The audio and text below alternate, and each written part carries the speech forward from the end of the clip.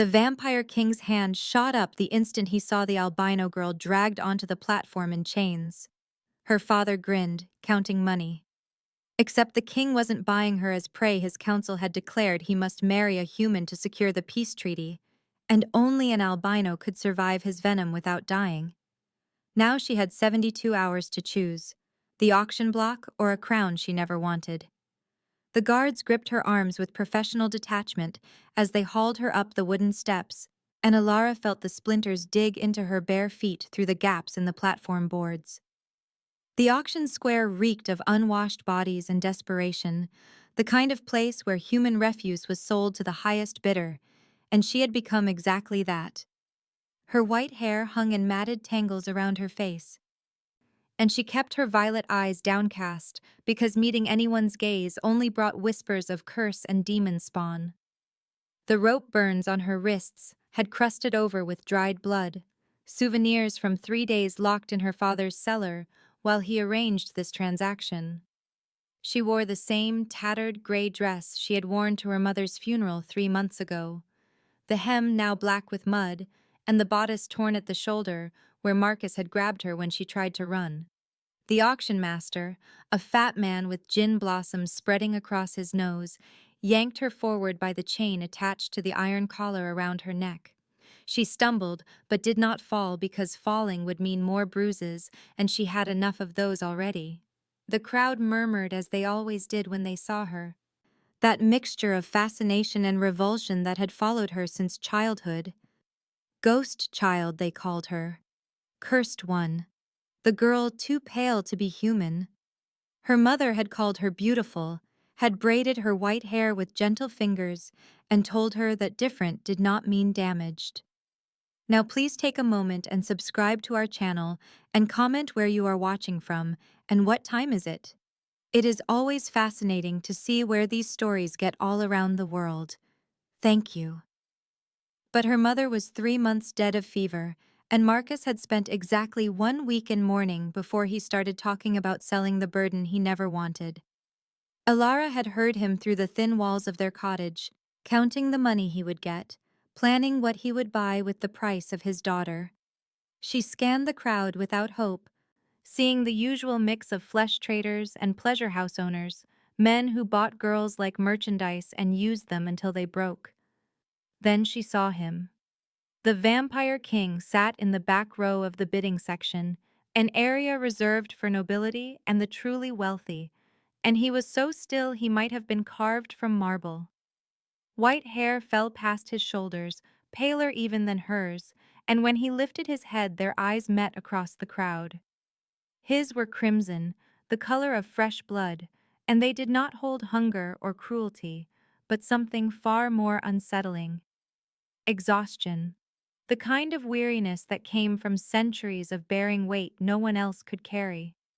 He wore a black formal coat with silver threading that caught the torchlight, and the other bidders gave him a wide berth as if his presence alone created a barrier.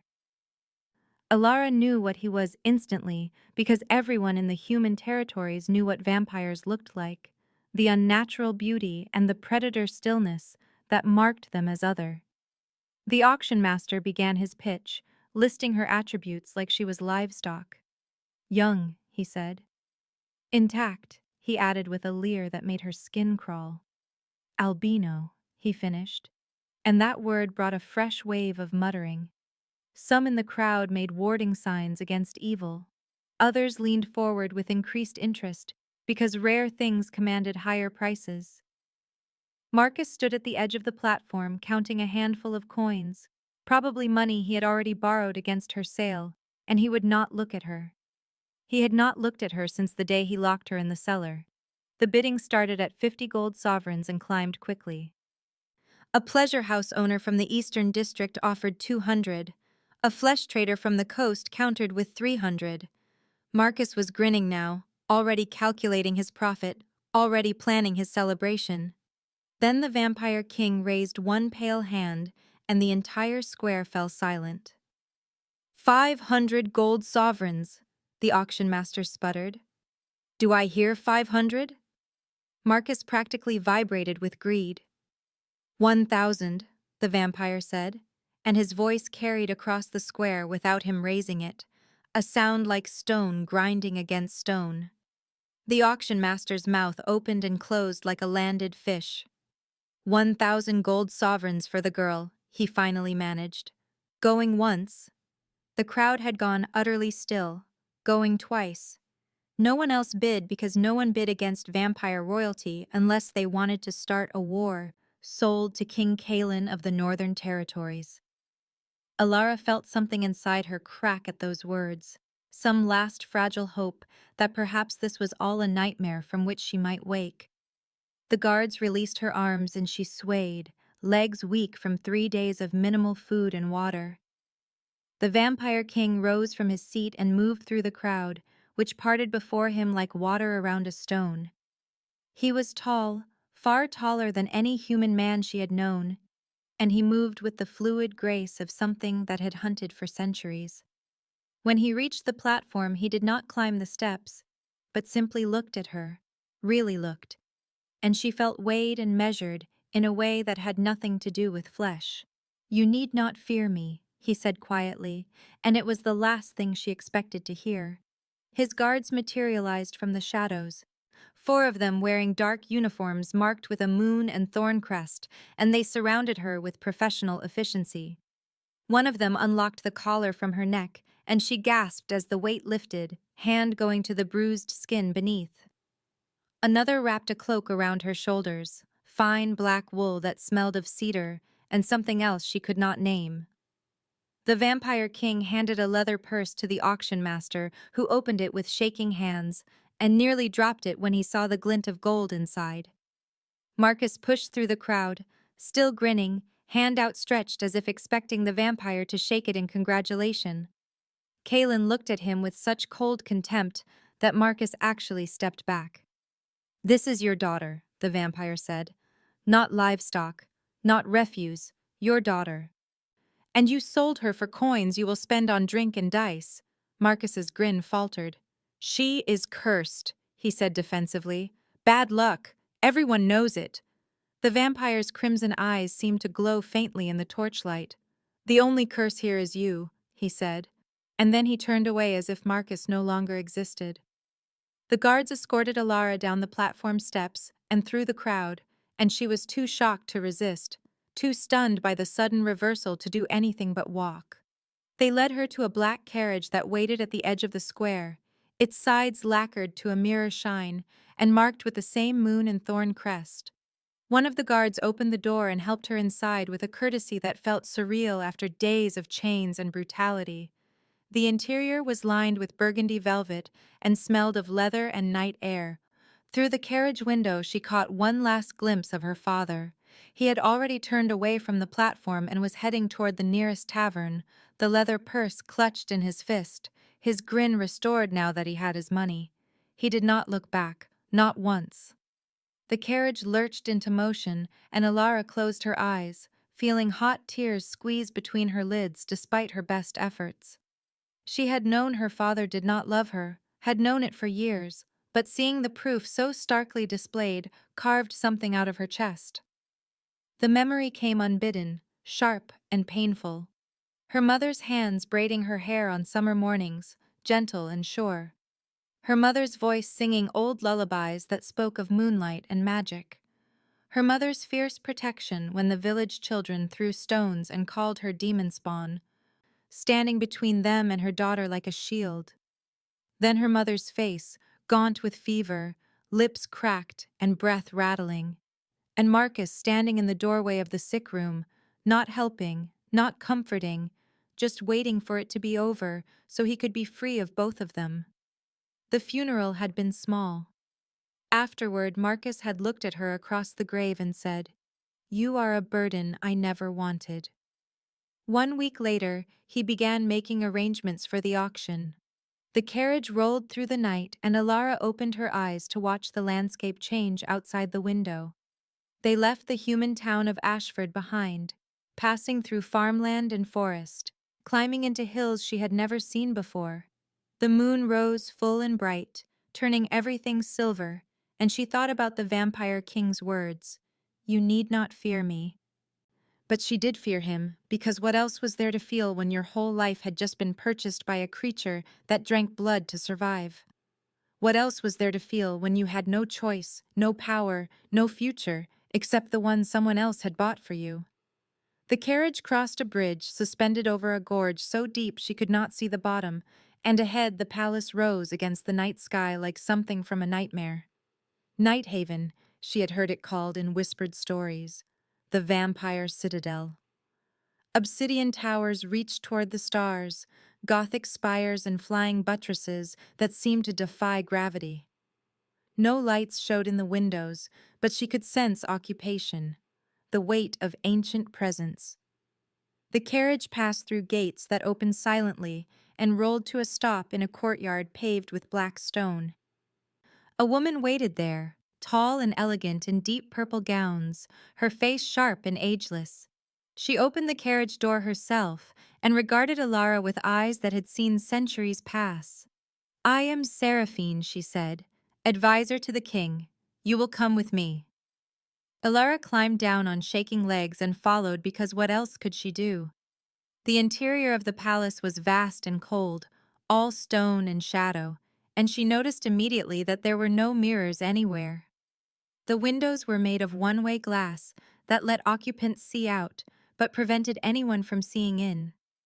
Seraphine led her through corridors that seemed to wind endlessly upward, past closed doors and silent halls, until they reached a tower room that took Elara's breath away. The Rose Tower suite was larger than the entire cottage she had grown up in, velvet drapes and deep crimson-framed windows that overlooked a forest of black trees. A four-poster bed dominated the center of the room, covered in silk sheets and enough pillows to drown in.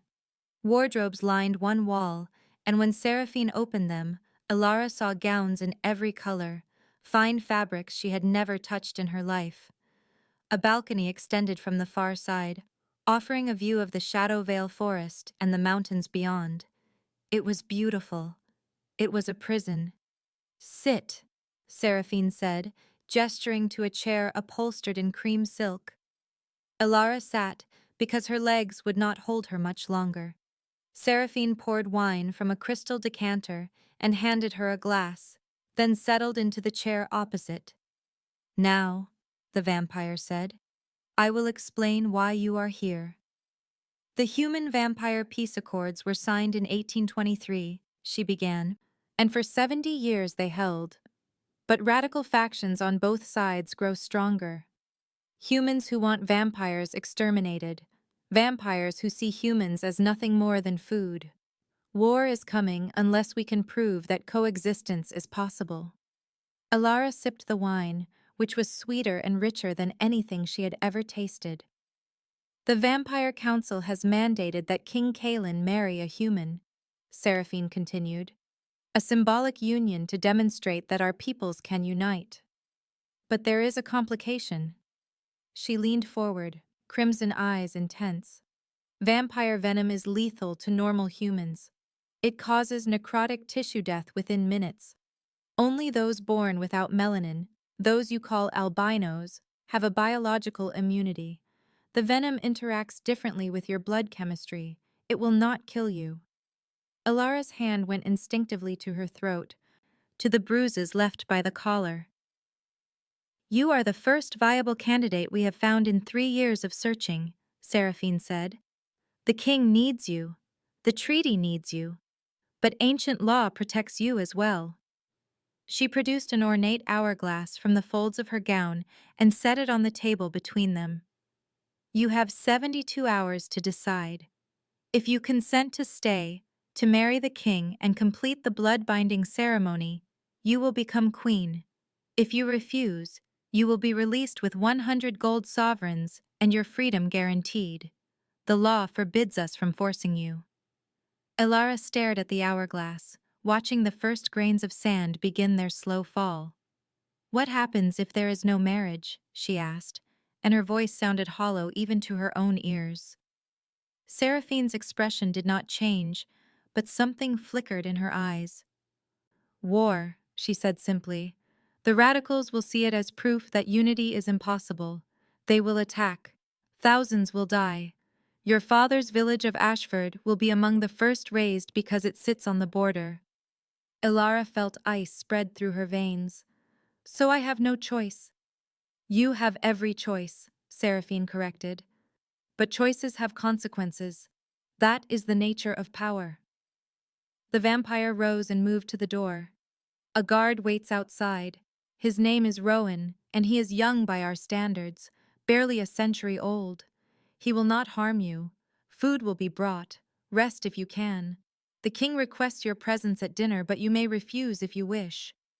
Then she was gone, and Elara was alone in a tower room, more luxurious than anything she had imagined, wearing borrowed finery and holding the weight of thousands of lives in her trembling hands. She did not cry. She had no tears left. Instead, she walked to the balcony and looked out over the Shadow Vale forest, watching the moonlight paint silver patterns on the black trees. Somewhere in this palace was a vampire king who had bought her not as prey, but as a bride. Somewhere beyond these walls were people who would die if she chose freedom over duty. And somewhere in her chest was a tiny spark of rage that would not be extinguished. Her father had sold her because he saw her as worthless. The vampires needed her because of the very thing that made her different. The irony was not lost on her. Dinner came on a silver tray carried by a servant who would not meet her eyes.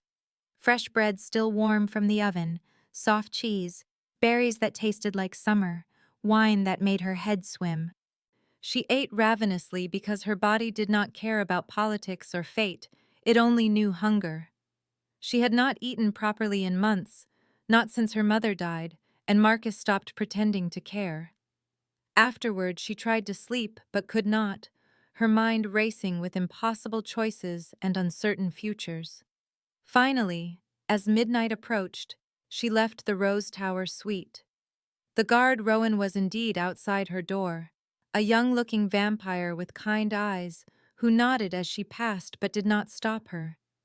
She wandered the palace corridors, following candlelight and instinct, until she found a library hidden behind a carved oak door. The room was vast, filled with books from floor to ceiling, and in the center sat the vampire king. He was reading by candlelight, completely absorbed in a leather-bound volume, and he looked so profoundly alone that Elara hesitated before entering. He glanced up as she approached and closed the book. "Human philosophy," he said, showing her the cover. "I find it helps me remember what I am trying to protect." She sat in the chair across from him without being invited, exhaustion making her bold. "You did not want this either," she said. "It was not a question." "No," he admitted. "The council forced my hand. They believe a symbolic marriage will prevent war.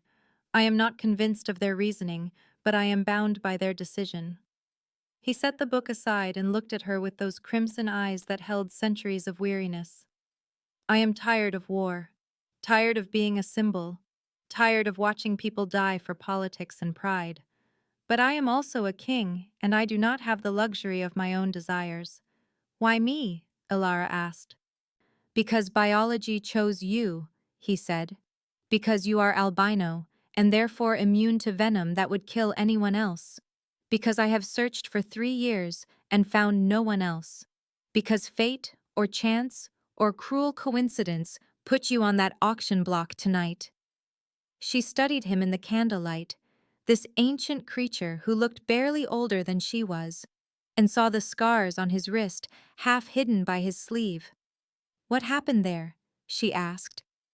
He followed her gaze and pulled back the fabric, revealing white scar tissue that looked like it had been burned into his flesh. "Assassination attempt," he said. 2 years ago. Radical vampires who believe the treaty is weakness. They use silver chains blessed by human priests. It nearly worked." He met her eyes steadily. "I need this marriage to work. Not for me. For the 10,000 souls in the border villages who will burn if we fail. For the humans and vampires who want peace but have no voice. I need it to work because the alternative is rivers of blood and decades of slaughter." Elara felt something shift inside her, some fundamental understanding clicking into place. This was not a monster. This was a man, or whatever vampires counted as men, trapped by the same weight of duty and obligation that now pressed on her shoulders. He did not want her as prey or property. He wanted her as a tool to prevent catastrophe. It was still using her, still making her a means to an end, but at least it was honest. "I have not agreed to anything," she said. "I know," he replied, "and I will not force you. The law protects you and I will honor it, but I hope you will consider what is at stake." She stood to leave and paused at the door. "I was called cursed my whole life.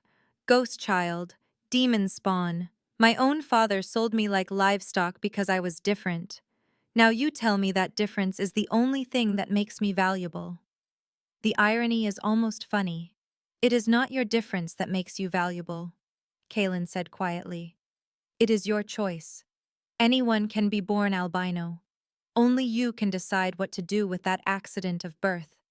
She left without responding because she had no answer yet. Back in the Rose Tower suite, she found Seraphine waiting with the hourglass. The vampire set it on the mantel where Elara could see it constantly. 60 hours remain," Seraphine said, and then she too was gone.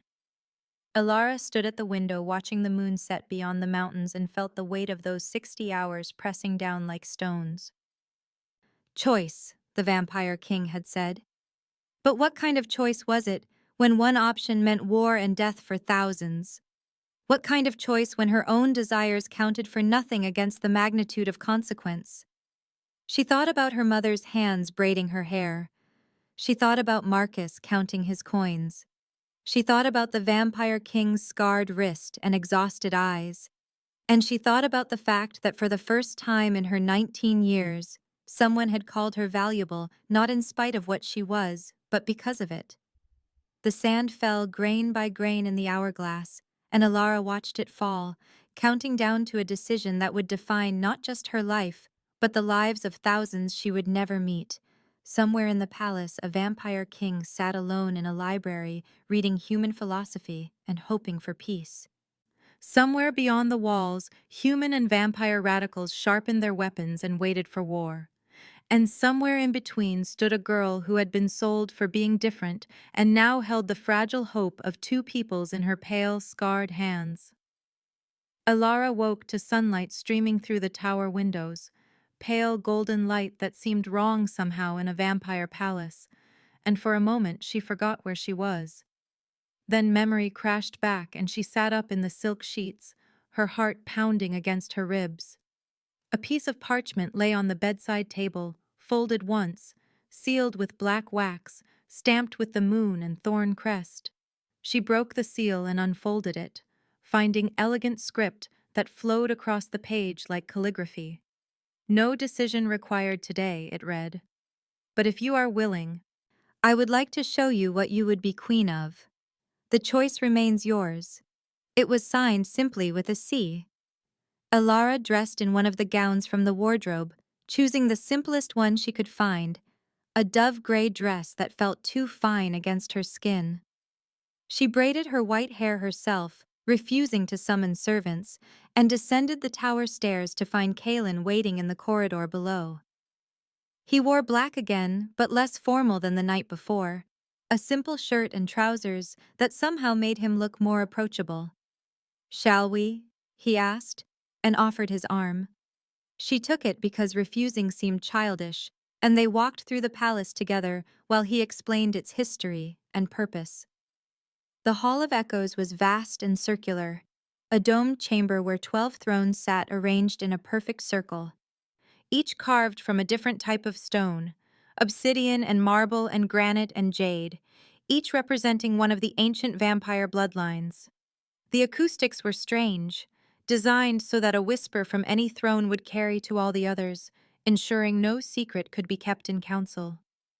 "This is where we govern," Caelan said, "where decisions are made that affect both our peoples." His voice echoed softly, multiplying until it seemed a dozen kings spoke at once. The blood archives were underground, reached by a spiral staircase that descended deep into the bedrock beneath the palace. The air grew cold as they descended, and Elara shivered despite the warmth of her gown. The archive chamber was lined with glass cases containing ancient documents, treaties, and declarations written on parchment that had yellowed with age.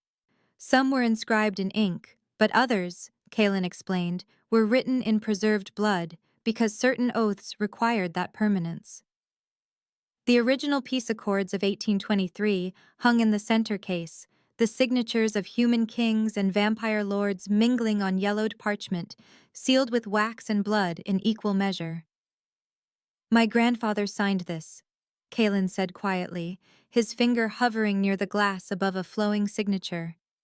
"He believed peace was possible. I am trying to prove him right." The sunken gardens were a revelation, a vast underground conservatory where nocturnal flowers bloomed in perpetual twilight. Moonflowers and night jasmine, ghost orchids and shadow roses, all of them glowing faintly with bioluminescence that painted the garden in shades of blue and silver. The air smelled of earth and growing things, alive in a way the rest of the palace was not.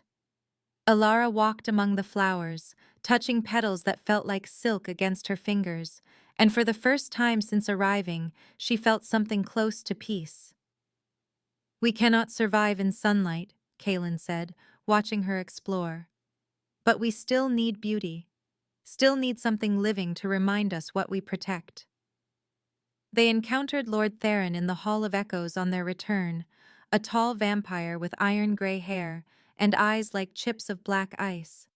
He was ancient, his presence heavy with accumulated centuries, and when he looked at Elara, his lip curled in undisguised contempt. "So this is the pet," he said, his voice cold and precise. "The king's desperate solution. Tell me, girl, do you even understand what you have stumbled into?"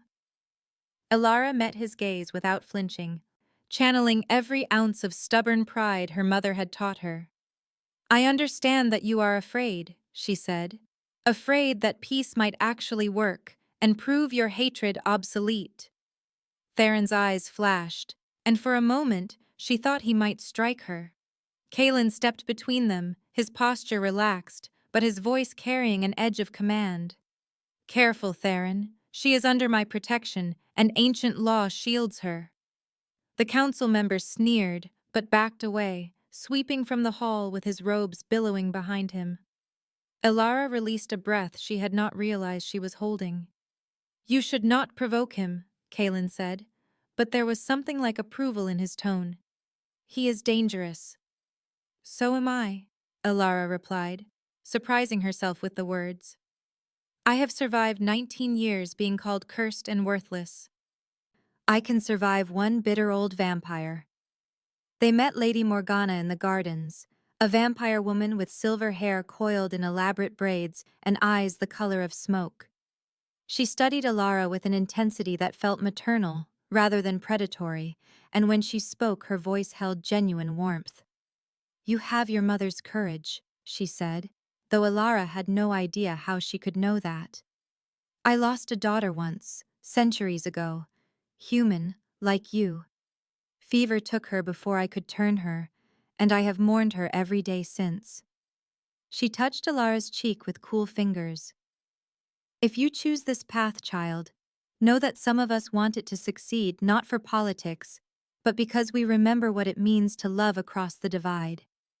Kieran found them in the library later that afternoon. Caelan's younger brother appearing suddenly with the kind of dramatic flair that suggested he had been waiting for the perfect moment. He was beautiful in the way all vampires seemed to be, with dark hair and eyes that sparkled with mischief, and he bowed to Elara with exaggerated courtesy. "The famous albino bride," he said.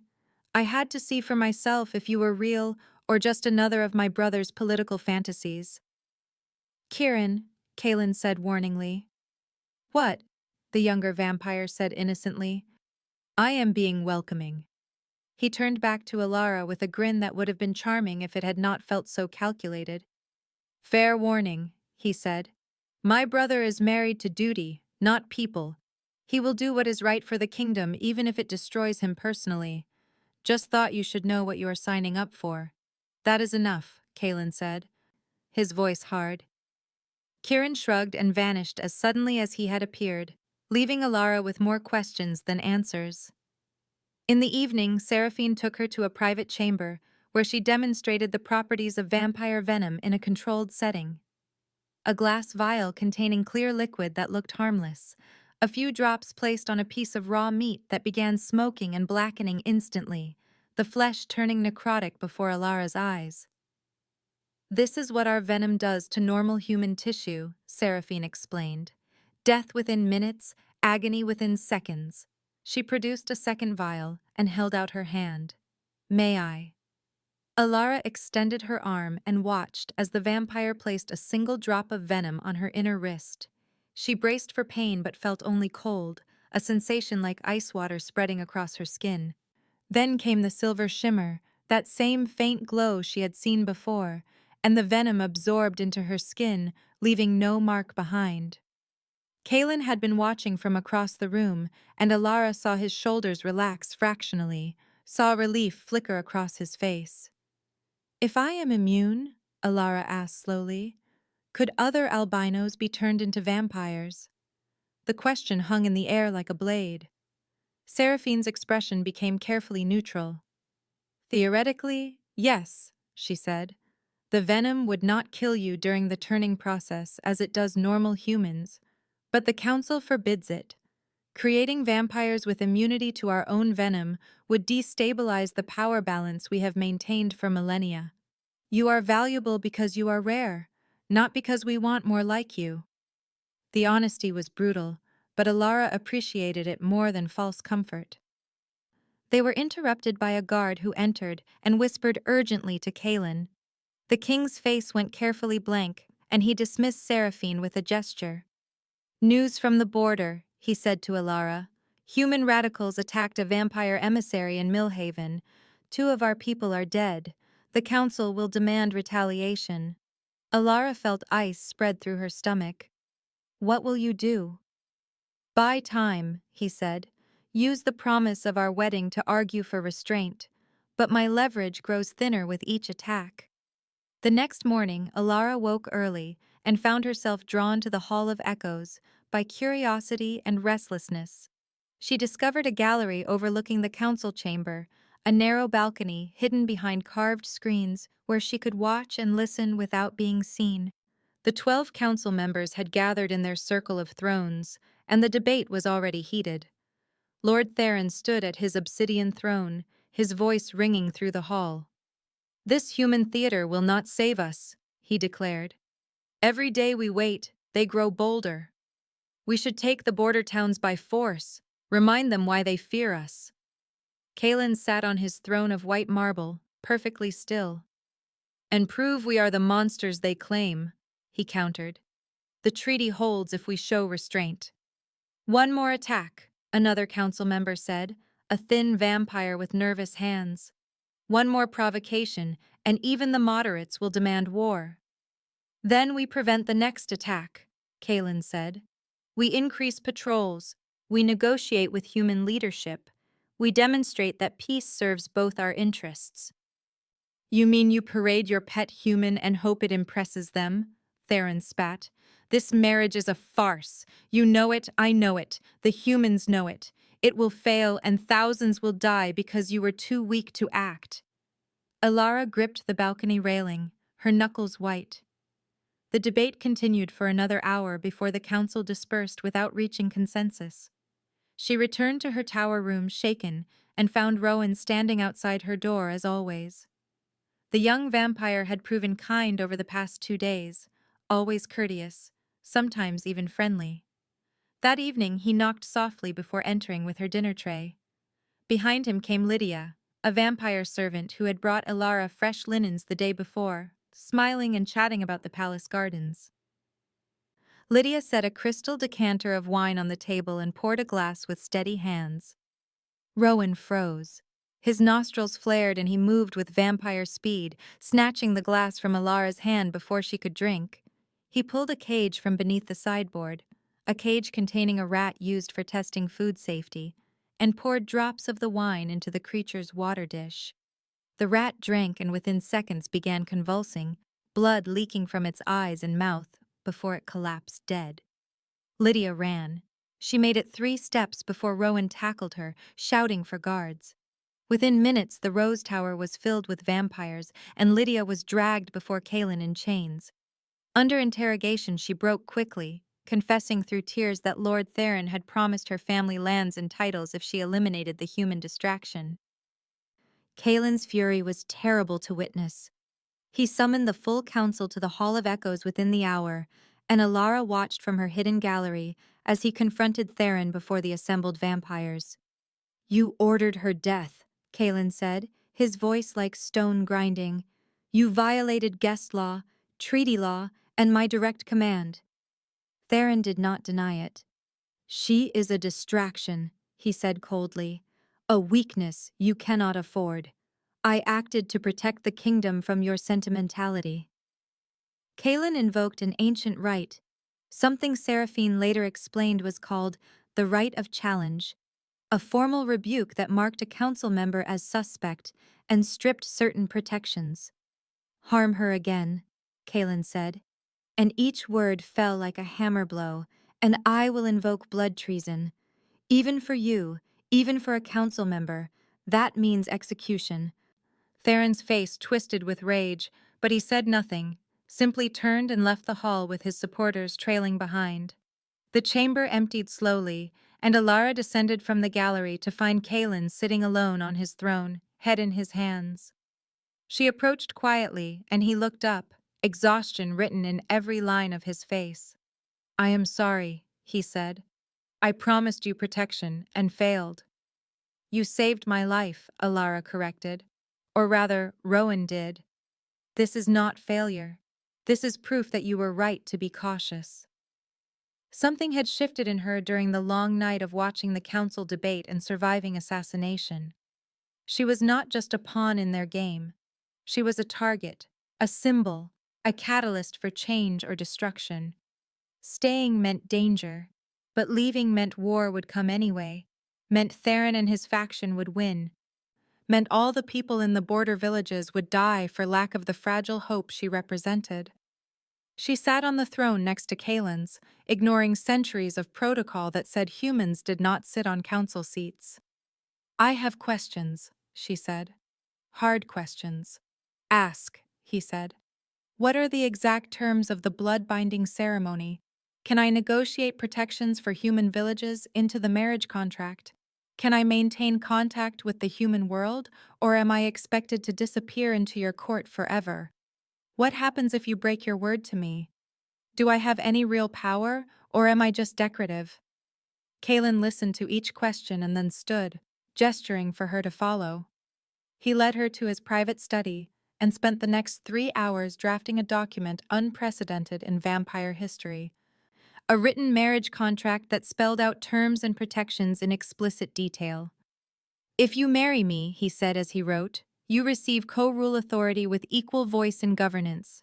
You may choose your own personal guard from any vampire or human you trust. You gain veto power over council votes regarding war or military action against human settlements. The protection of Ashford and all surrounding villages within 50 miles will be written into law, enforceable by the full power of the Crown. And if I break these terms, you have the right to leave with your life guaranteed and compensation sufficient to live independently anywhere you choose." He signed it and sealed it with his blood, then handed it to her. "This is more power than any human has held in vampire territory in 1,000 years. I am trusting you with it because I believe you will use it wisely." Elara stared at the document, at the elegant script and the crimson seal, and felt the weight of decision pressing on her shoulders. She did not agree to marriage, not yet, but she agreed to the next step. "If I am going to be queen," she said carefully, "they need to see I am not afraid of them. I will meet the council formally. Let them see what they are getting." Caelan's expression shifted, something like hope flickering in his crimson eyes. The formal presentation was scheduled for the following evening, and Seraphine and Lady Morgana spent the day preparing Elara like she was a weapon being sharpened for battle. They chose a gown of midnight blue velvet with silver embroidery that echoed the moon and thorn crest, designed to suggest vampire regalia while maintaining human dignity. Her white hair was styled in an intricate crown braid woven with silver thread. Lady Morgana painted her lips the color of wine and lined her violet eyes with kohl. When Elara looked in the mirror, she barely recognized herself. "You look like a queen," Seraphine said with satisfaction. "Now you must speak like one." The Hall of Echoes was filled with vampires when they entered, the 12 council members on their thrones and dozens more standing in the galleries. Caelan led Elara to the center of the chamber where a circular platform stood beneath the dome. The acoustics caught every breath, every whisper, amplifying them until the room felt alive with judgment. Caelan presented her formally, his voice carrying to every corner. "Members of the council," he said, "I present Elara of Ashford, candidate for the blood-binding and potential queen of the Northern Territories. By ancient law, she has the right to address this council and state her intentions." Elara stepped forward and the room fell silent. She was required to speak, to state her name and lineage and purpose, and she did so without letting her voice tremble. "I am Elara, daughter of Marcus and Irina of Ashford," she said. "I have no titles, no noble blood, no claim to power beyond what biology and circumstance have given me. I am here because I was sold like livestock by a father who saw me as cursed. I am here because I am albino, and therefore immune to venom that would kill others. I am here because a vampire king purchased me from an auction block and offered me a choice between freedom and responsibility." She paused and added a line she had not planned, words that came from some deep place of certainty. "I am not here because I am powerless. I am here because I choose to consider a future where humans and vampires do not slaughter each other over old hatreds and ancient fears." The council murmured, and Elara saw approval on some faces, contempt on others. Lord Theron rose from his throne. "Eloquent words," he said with cold mockery. "But words are wind. You claim immunity, but we have only seen parlor tricks. Let the king bite you properly. If you survive, you are worthy. If not, the gods have decided, and we are spared this charade." Caelan moved to refuse, but Elara spoke first. "Do it," she said, and her voice rang clear through the hall. "Let us remove all doubt." She walked to Caelan and extended her wrist, meeting his eyes. The crimson gaze searched hers, and she nodded fractionally. He took her wrist in cool fingers and bit, his fangs sinking deep into the tender flesh of her inner arm. Pain blazed white-hot, and Elara gasped but did not cry out. She felt venom flood her veins, cold and invasive, racing through her bloodstream like ice water. Then came the silver shimmer, that familiar glow spreading from the bite mark, and beneath it she felt something else. Connection. For 30 seconds she was inside Caelan's mind, or he was inside hers, the boundaries between them dissolving. She felt centuries of loneliness, an ache so profound it had become part of his identity. She felt exhaustion that went deeper than bone, the weight of governing and making impossible choices and being responsible for thousands of lives. She felt duty like iron chains that he had worn so long he barely noticed them anymore. And beneath it all, she felt hope, fragile and terrifying. The hope that perhaps this might work, that perhaps he would not have to be alone anymore, that perhaps peace was not just a beautiful dream, but an achievable reality. Then it ended, and she was herself again, gasping and shaking. The bite mark on her wrist was already healing, skin knitting together as the venom was absorbed and neutralized. The silver glow faded slowly, and the council chamber erupted in whispers. Theron's face had gone dark with fury, but he said nothing, simply sat back on his throne with his jaw clenched. Caelan released her wrist and steadied her with a hand on her elbow. "Are you well?" he asked quietly. "I understand now," she said, too low for anyone else to hear. I felt what you feel. I know what this costs you. His expression flickered, surprise and something deeper. They left the Hall of Echoes together, and Elara was still shaking from the intensity of the empathic link.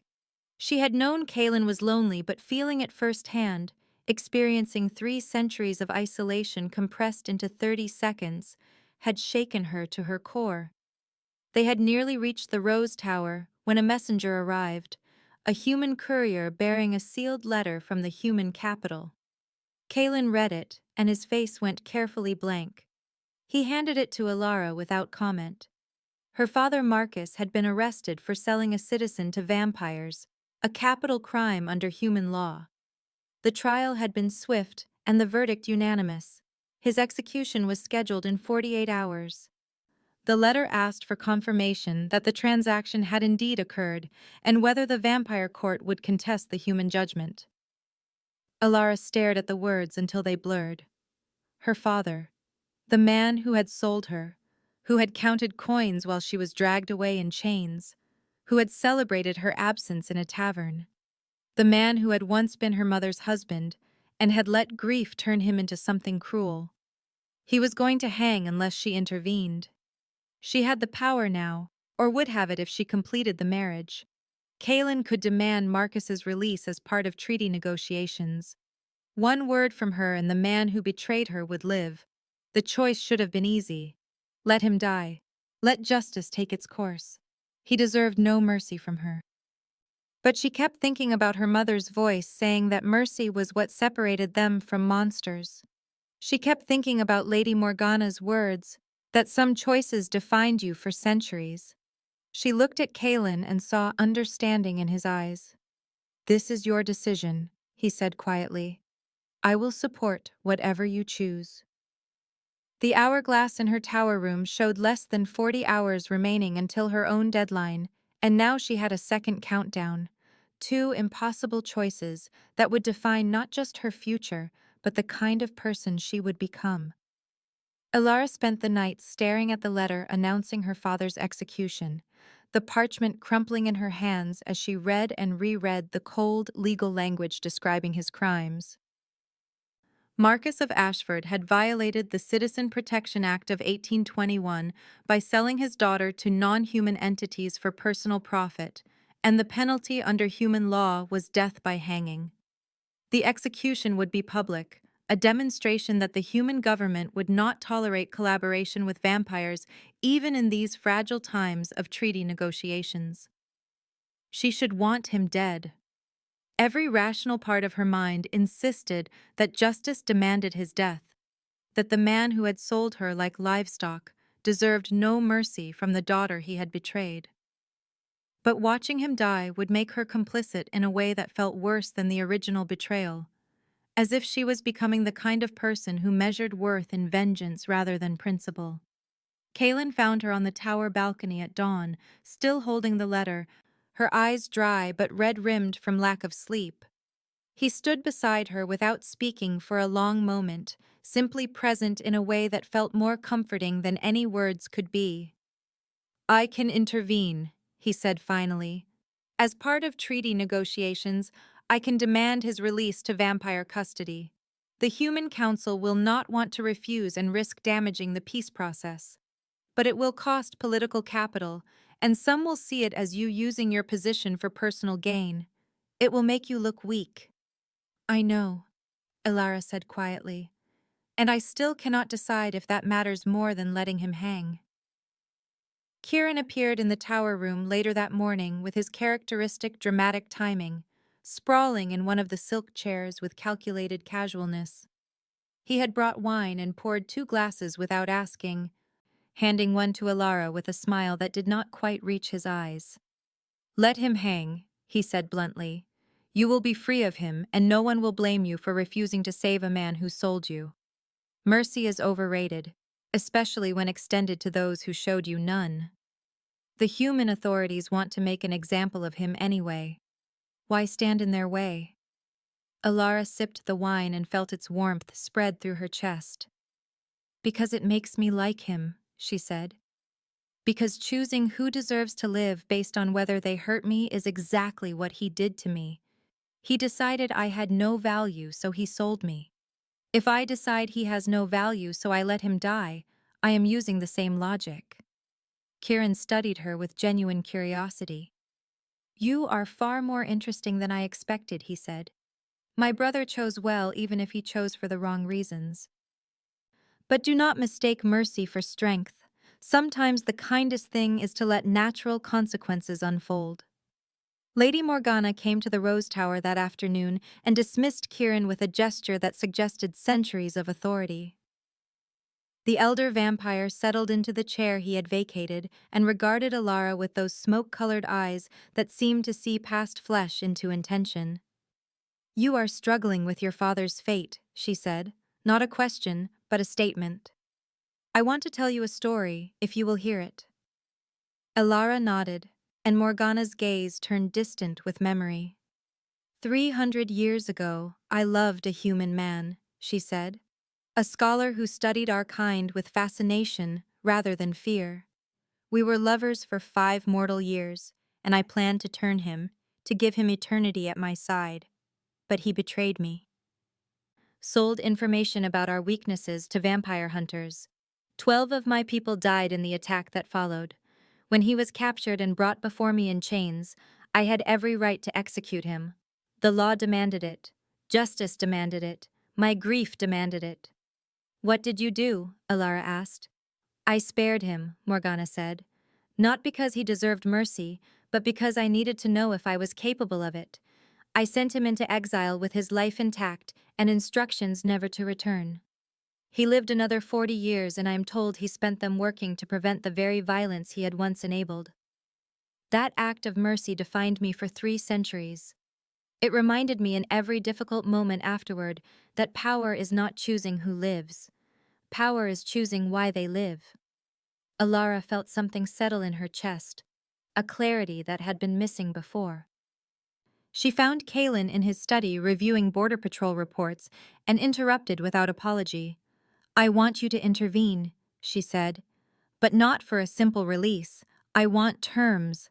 Marcus must publicly apologize for what he did, acknowledge that he was wrong to sell me, and accept exile to a labor colony where he will work to make restitution.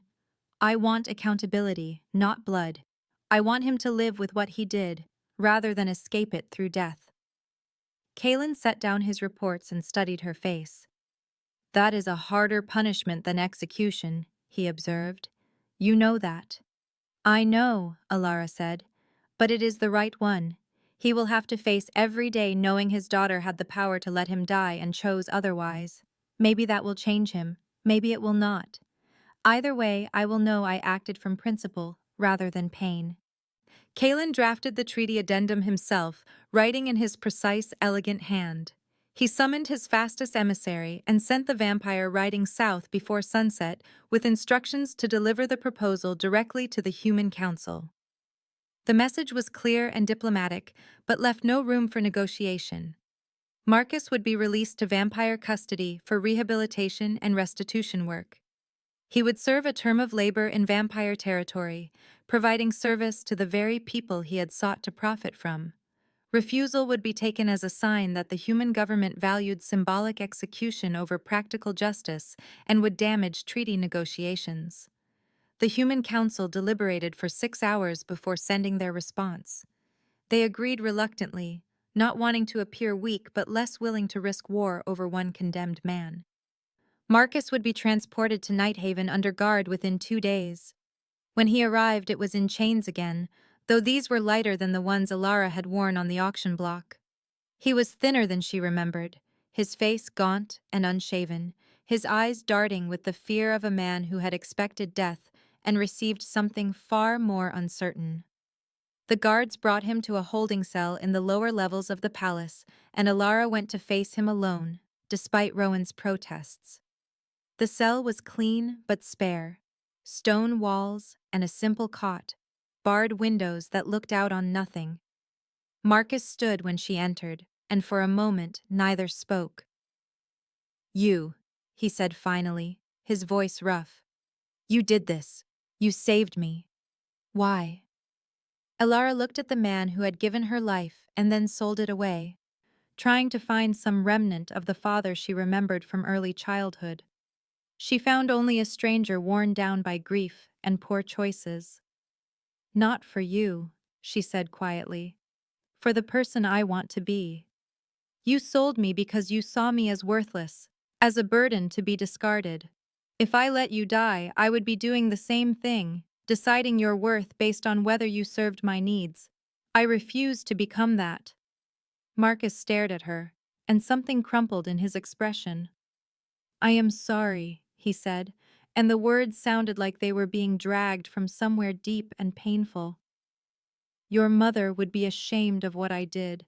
I am ashamed of what I did. I was drowning in grief and debt, and I took the easy path. I told myself you would be better off anywhere else, but I knew that was a lie. I knew it when I took the money, and I knew it when I watched them take you away. Elara felt tears prick her eyes, but did not let them fall. You will work here, she said. You will serve the vampire community, help maintain the palace grounds, assist with whatever labor they require. You will do this for 5 years, and at the end you will be released with enough money to start again somewhere far from Ashford. You will never contact me again unless I reach out first. Do you understand? He nodded, unable to speak. This is more mercy than I deserve, he managed. I know, Elara said. That is the point. She turned to leave and paused at the cell door. My mother taught me that we are defined by how we treat those who have wronged us. I am choosing to honor her memory by being better than my worst impulses. I hope you will do the same. Caelan had watched the confrontation from the corridor, staying out of sight but close enough to intervene if needed. When Elara emerged, he fell into step beside her, and they walked in silence until they reached the sunken gardens. He will resent you, Caelan said quietly, for making him live with his shame instead of escaping it. Perhaps, Elara agreed, but he will live, and maybe, eventually, he will understand why that matters. Seraphine found them there among the glowing flowers, and Caelan told her what Elara had chosen to do. The advisor listened with her usual impassive expression and then said something Elara did not expect. She will be a better queen than you are a king, Seraphine said to Caelan. She already understands what you have taken centuries to learn. That power wielded with mercy is far more dangerous to your enemies than power wielded with cruelty. The hourglass in Elara's tower showed 24 hours remaining when she returned to her quarters that evening. She had negotiated protections for human villages, survived an assassination attempt, proven herself to the council, and resolved the painful question of her father's fate. Every obstacle had been cleared, every concern addressed. The only question remaining was whether she wanted this, whether she was willing to bind herself to Caelan and the future they might build together. She found a note waiting on her writing desk, sealed with black wax. The roof at midnight, it read in Caelan's elegant script. There are things I need to say before your time runs out. Elara climbed the spiral stairs to the palace roof as the clock tower chimed midnight, emerging onto a flat expanse of stone surrounded by parapets. The night was clear and cold, stars scattered across the sky like diamonds on velvet.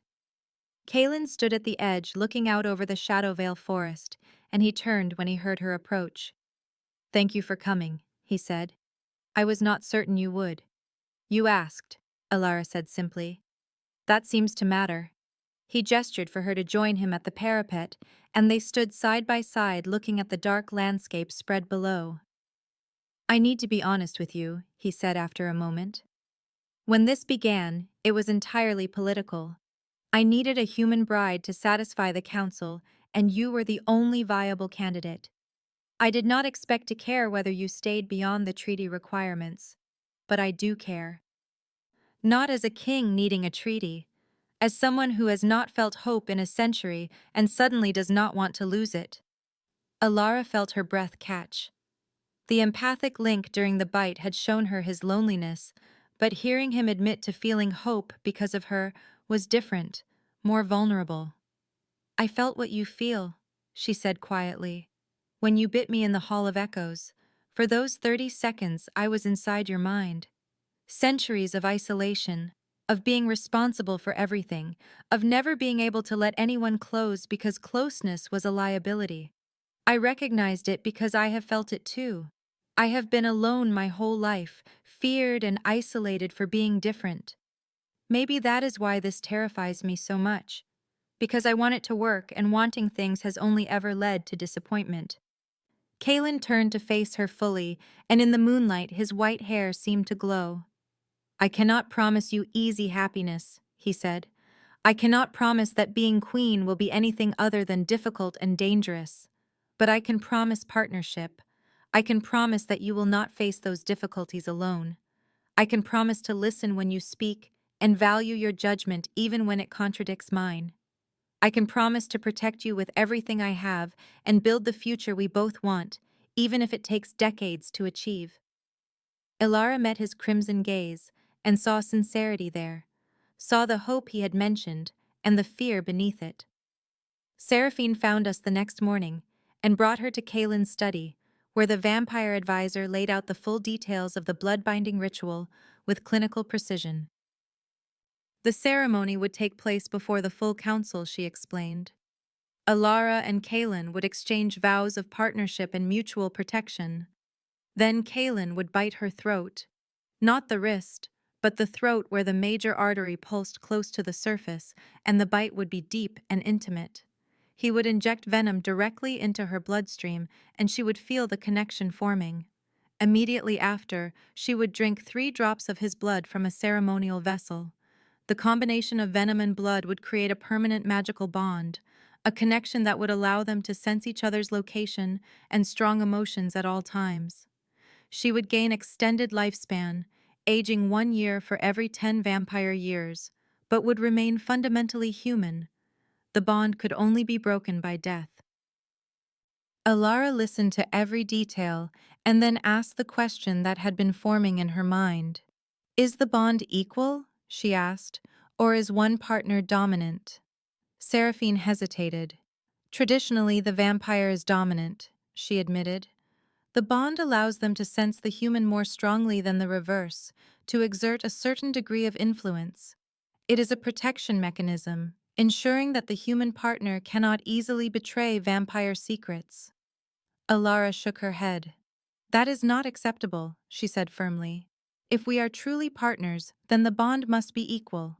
I want the same ability to sense if Caelan is in danger or lying. I want the connection to flow both ways with equal strength. Otherwise, this is just a pretty collar replacing the iron one my father put on me. Caelan had been silent during Seraphine's explanation, but now he spoke. Done, he said. We will modify the ritual to create an equal bond. It has never been done before, but that does not mean it cannot be.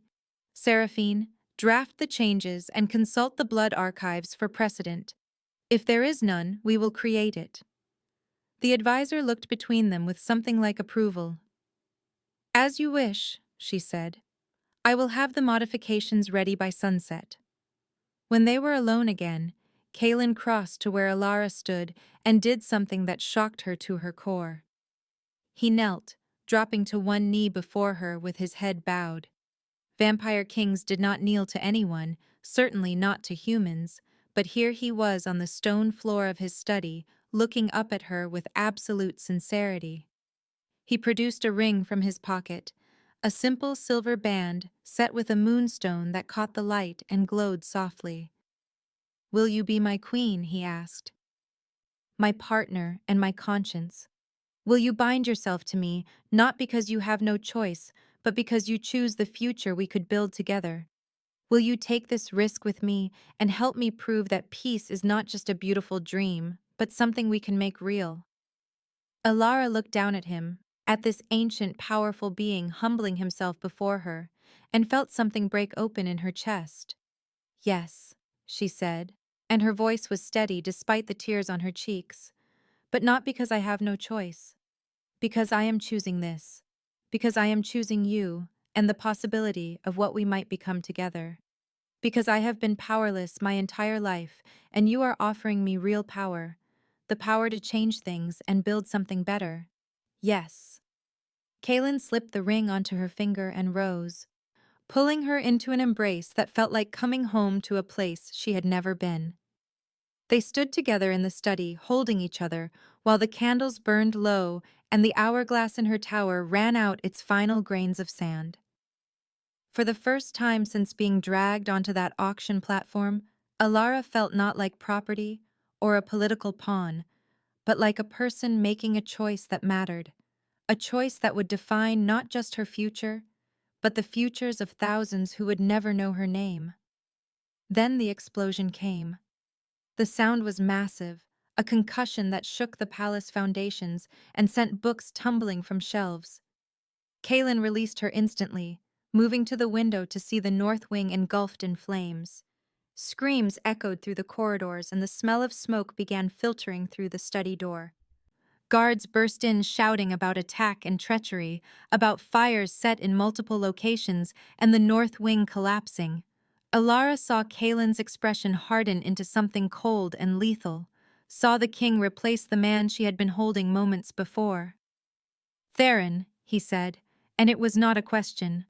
"Lock down the palace, find him and bring him to the Hall of Echoes in chains. This ends tonight."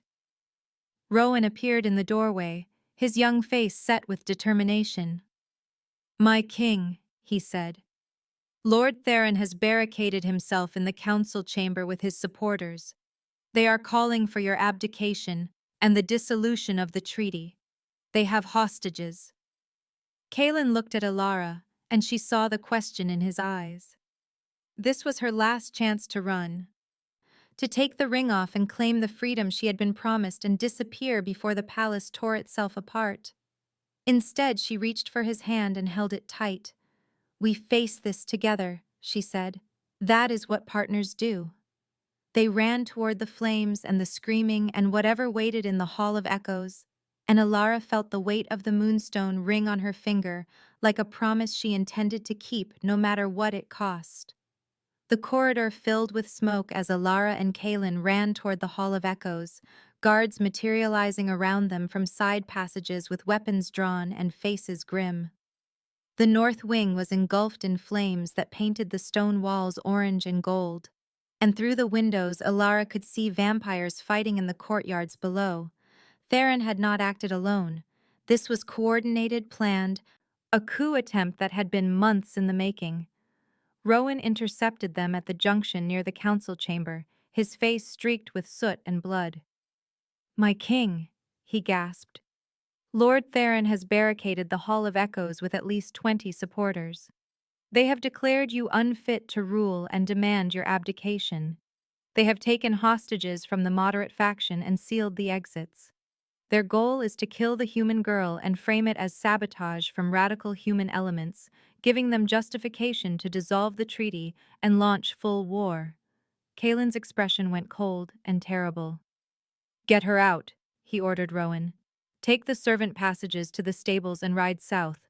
Do not stop until you reach human territory." Elara pulled free of the guard's grip. "No," she said flatly. "We are partners, or we are nothing. You do not get to send me away the moment things become dangerous. That is not how this works." Caelan turned to her and she saw fear in his crimson eyes, raw and undisguised. "They will kill you," he said. "That is their entire strategy. Without you, the marriage fails and the treaty collapses. I cannot let that happen." "Then we fight together," Elara said. "You told me I would have real power. You told me we would face difficulties as partners. Were those just pretty words or did you mean them?" Their eyes locked and something passed between them, an understanding that went deeper than strategy. Caelan nodded once and handed her a dagger from his belt, silver with a moonstone in the pommel. "Stay close to me," he said. "Do exactly as I say. If I tell you to run, you run." "Understood." "Understood," Elara lied, knowing she would do no such thing. They advanced on the Hall of Echoes with a force of 12 loyal guards, Rowan and Kieran among them. The younger brother had appeared from somewhere with his sword already bloody and a grin that looked half mad. "About time we had some excitement," Kieran said. I was getting bored with all this peace and diplomacy nonsense. The doors to the hall were barred from inside, but Caelan's guards broke them down with coordinated strikes, wood splintering and hinges shrieking. They poured into the circular chamber to find chaos. Theron stood at the center with his supporters arrayed around him, perhaps 20 vampires armed with silver weapons and expressions of zealous conviction. 4 moderate council members were chained to their thrones, including Lady Morgana, who met Elara's eyes across the chamber with a look that said, "Endure." The battle began instantly, vampires colliding with supernatural speed and strength that made the air itself seem to shatter. Elara saw Caelan move like liquid shadow, his blade finding throats and hearts with centuries of practiced precision. Kieran fought beside him with reckless abandon, laughing as he parried and struck. The guards formed a protective circle, but it fractured quickly under the assault, vampires scattering to individual duels that ranged across the hall. Elara crouched behind one of the stone thrones, her heart hammering so hard she thought it might burst. She was not a fighter, had never held a weapon in her life before tonight, but she gripped the silver dagger Caelan had given her and tried to think. She was small, easily overlooked in the chaos, and she could use that. A vampire broke through the defensive line and came for her, fangs bared and eyes wild with bloodlust. Elara threw herself sideways and the creature stumbled past, giving her an opening. She drove the dagger into its back more from instinct than skill, felt the blade sink deep between ribs. The vampire screamed and dissolved into ash, and Elara stared at her hands in shock. She had killed something. The knowledge felt surreal and terrible. Across the chamber she saw Kieran grappling with 2 attackers at once, his sword knocked away, and one of them raising a wooden stake. Elara moved without thinking, using her small size to slip through the fighting, and grabbed a fallen silver dagger from the floor. She ran at the vampire threatening Kieran and stabbed upward into its spine, putting all her weight behind the blow. The creature arched and fell, giving Kieran the opening he needed to snap the second attacker's neck. He looked at her with genuine surprise.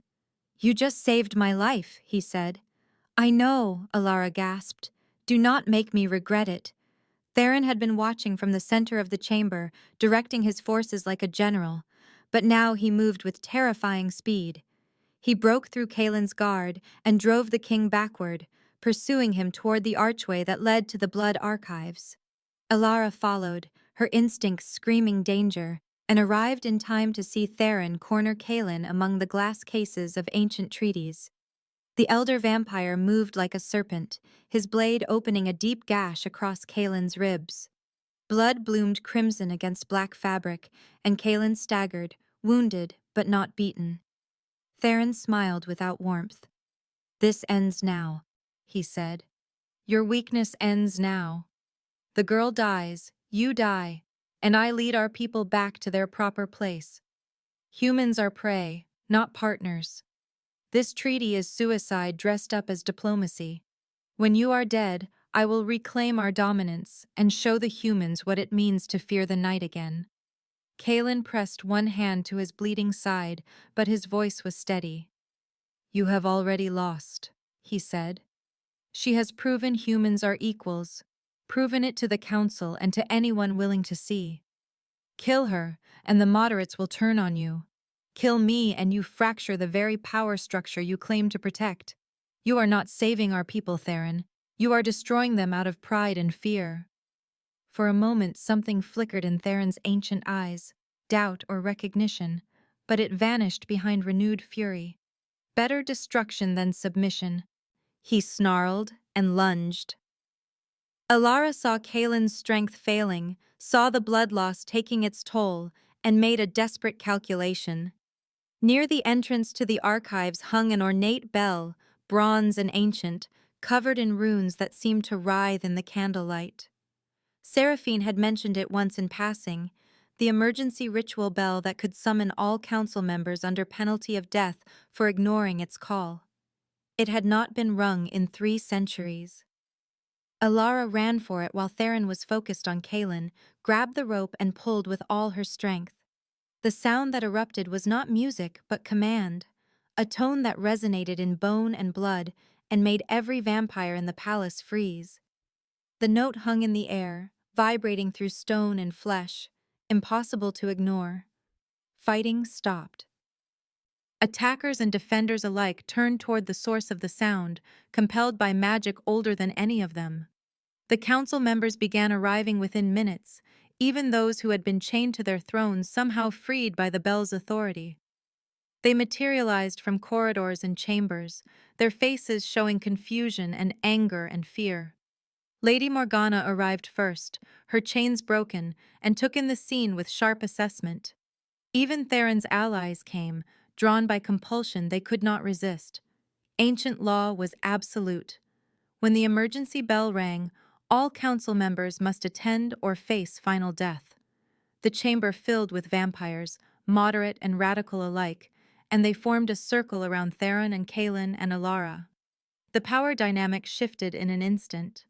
Theron had relied on having superior numbers in a contained space, but now the full council stood witness. Lady Morgana stepped forward and her voice carried absolute authority.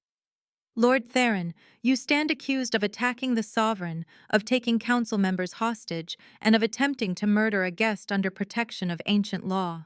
These are the definitions of blood treason. What say you? Theron looked around at the assembled council and seemed to realize his mistake.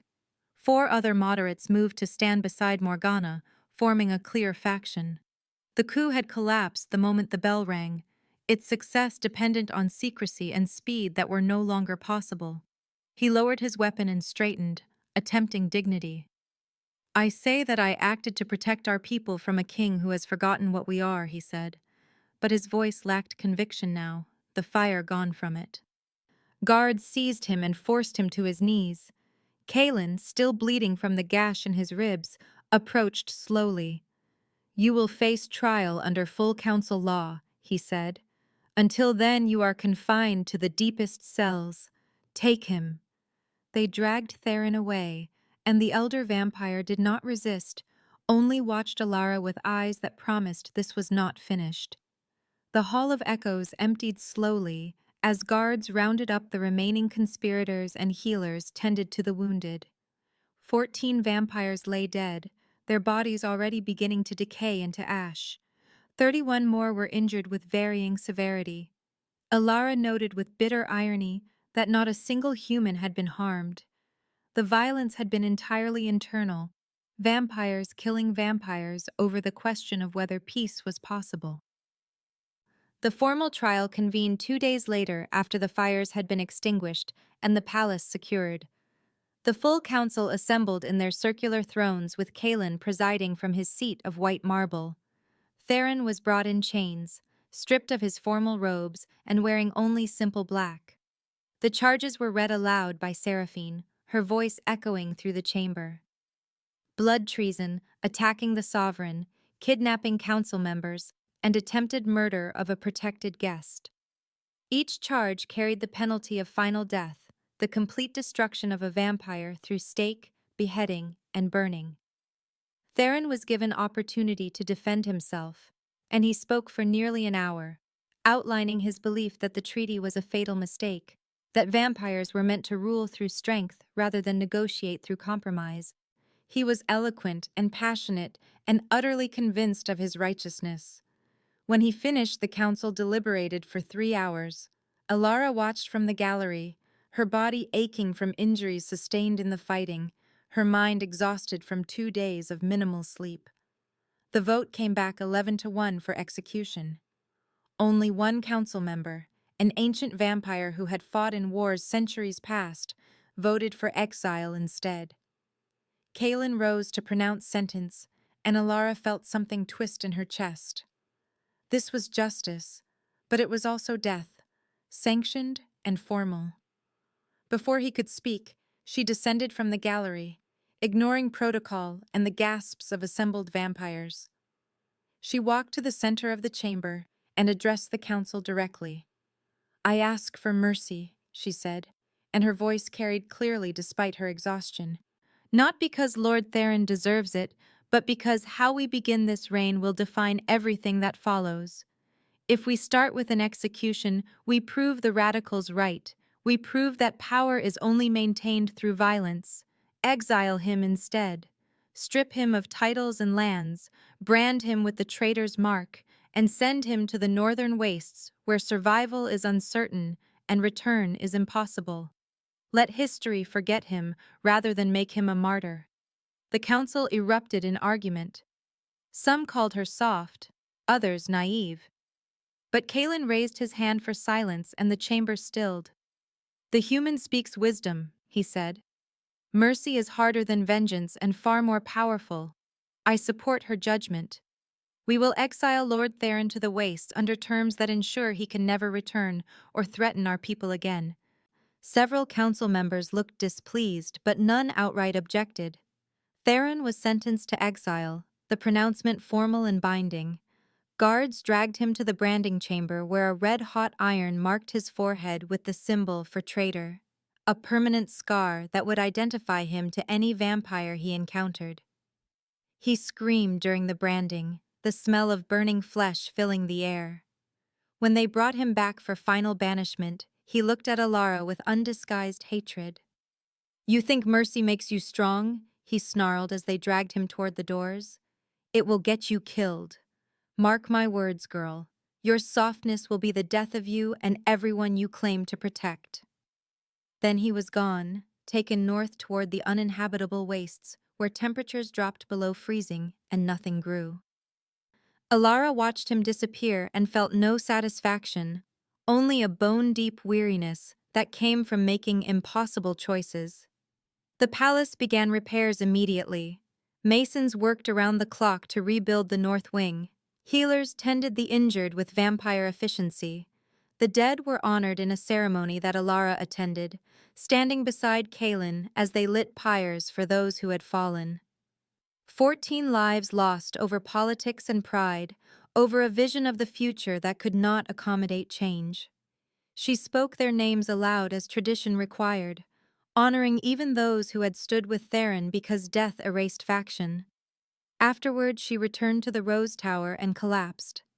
She had not slept properly in 36 hours, had not eaten more than fragments, had fought and killed and made decisions that would haunt her.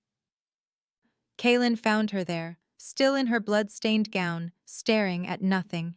He sent the servants away and tended her himself, bringing warm water and clean cloths. He cleaned the scrapes on her palms where she had fallen during the fighting, wrapped her bruised shoulder with gentle competence. His own wound had been healed by vampire magic, but she could see the fatigue in his face, the cost of the past days written in the lines around his eyes. "You should rest," she said as he worked. "You are as exhausted as I am." "I will rest when you do," he replied. Their intimacy deepened in that moment, not sexual, but profoundly tender. He brushed her white hair back from her face with careful fingers, and she leaned into the touch like a flower turning towards sun. They lay down together on the silk sheets, still clothed, and she fell asleep holding his hand. She dreamed of fire and blood, and a future that felt suddenly possible despite everything trying to destroy it. 1 week passed in a blur of preparation and negotiation. The council formally approved the marriage with 8 votes in favor, 3 abstaining, and 1 vacant seat where Theron had sat. Human delegates began arriving from across the territories, diplomats and observers sent to witness this unprecedented union. Vampire dignitaries came as well, some curious, others skeptical, all aware that what happened in Nighthaven would determine the future of their people. The wedding would be broadcast magically through enchanted mirrors placed in town squares across both human and vampire lands. Millions would watch. Lady Morgana took charge of Elara's education, teaching her vampire court etiquette with patient precision. How to greet elder vampires without giving offense, which topics were acceptable in formal conversation and which were forbidden, the intricate hierarchy of the council and how to navigate it without appearing weak. Elara absorbed it all, her mind sharp despite her exhaustion. Seraphine handled the ritual training, walking Elara through every step of the blood-binding ceremony. The bite would hurt, she explained bluntly. Caelan would sink his fangs into her throat and inject venom directly into the major artery. The pain would be intense but brief. The blood exchange would feel like ice and fire simultaneously, her body temperature dropping while her blood burned. The bond would form in stages, first physical, then emotional, then permanent. Once complete, it could never be broken, except by death. Elara designed her own wedding gown with input from vampire and human seamstresses, creating something that symbolized the union she was entering. White silk formed the foundation, representing her humanity and the traditional color for human brides. Black lace overlaid it in intricate patterns of moons and thorns. The vampire royal crest worked into the fabric itself. The dress was beautiful and strange, neither fully human nor vampire, but something new. Her hair would remain unbound, a human tradition for brides that she insisted on maintaining. Caelan wrote his vows himself and shared a draft with her 3 days before the ceremony, sitting together in the library where they had first really talked. She read the elegant script and felt tears blur the words. He promised partnership without possession, protection without domination, a future built on mutual respect rather than ancient hierarchies. He promised to listen when she spoke, to value her judgment even when it challenged his own, to build peace, not through force, but through the patient work of proving it possible. The vows were beautiful and terrifying in their sincerity. "I cannot promise you easy happiness," they concluded, "but I promise you will never face difficulty alone." She cried reading them, pressing the parchment to her chest. "These are perfect," she whispered. "Do not change a single word." Kieran found her the evening before the wedding, pulling her aside with uncharacteristic seriousness. The younger vampire had been invaluable during the coup attempt, fighting with skill and courage, and Elara had developed a cautious fondness for him. He led her to a balcony overlooking the shadow veil and spoke quietly. "The ceremony will bond you forever," he said. "If he dies, you will feel his death like a wound in your own chest.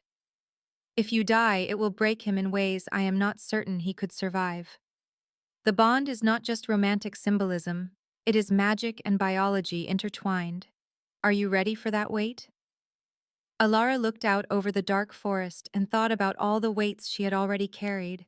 Being called cursed, being sold like property, being thrust into politics and power she never asked for.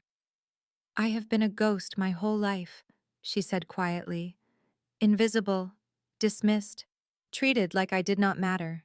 I am ready to be real, to matter to someone, and have them matter to me, whatever the cost." Kieran studied her face, and then nodded. "My brother is lucky," he said. "I hope he knows it." The human delegation from Ashford arrived on the final day before the wedding, a small group of Elara's former neighbors who came to witness what she had become. Some were supportive, reaching for her hands and congratulating her with genuine warmth. Others whispered behind their hands that she was a traitor, a collaborator who had sold out her own kind. Elara held her head high and greeted them all with courtesy she did not feel. Then Helena appeared, her mother's oldest friend, a woman who had brought soup during Irina's final illness, and held Elara while she cried at the funeral. The older woman embraced her fiercely and whispered in her ear. "Your mother would be so proud of you," she said. "Not for marrying a king, but for choosing courage over bitterness, for building instead of destroying. She sees you, child. I know she does." Elara clung to those words as the day faded toward evening. She returned to the Rose Tower to find an envelope slipped under her door, unmarked and sealed with red wax. She opened it with trembling fingers and read the message inside. "The ceremony will fail," it said in angular script. "Albino blood curdles the bond. You will both die on the altar." It was signed with a crimson handprint, still wet enough to smudge when she touched it. Elara stared at the letter, her heart pounding, and tried to decide if this was a real threat or a final attempt at psychological warfare. Tomorrow she would bind herself to Caelan forever or die trying. Either way, there was no turning back now. Elara found Caelan in his study before dawn, the letter clutched in her trembling hand. He was reviewing security arrangements for the ceremony, maps and guard rotations spread across his desk, but he looked up the moment she entered and saw her face. The letter was thrust toward him without preamble, and he read it in silence, his expression darkening with each word. "A remnant of Theron's faction," he said finally, his voice tight with controlled anger. "A final attempt to shake your resolve before the ceremony. They know they cannot stop the wedding through force, so they try fear instead." "But what if it is true?" Elara whispered. "What if there is something about albino blood that no one knows, something that will kill you when we complete the bond? What if I am poison instead of cure?" Caelan set the letter down and came around the desk to take her hands. His touch was cool but steady, anchoring her spiraling thoughts. "We will investigate," he said. "We will confirm with absolute certainty that this is a lie. Then you will decide whether to proceed based on truth rather than manufactured terror." Seraphine was summoned and arrived within minutes, still in her sleeping robes but alert.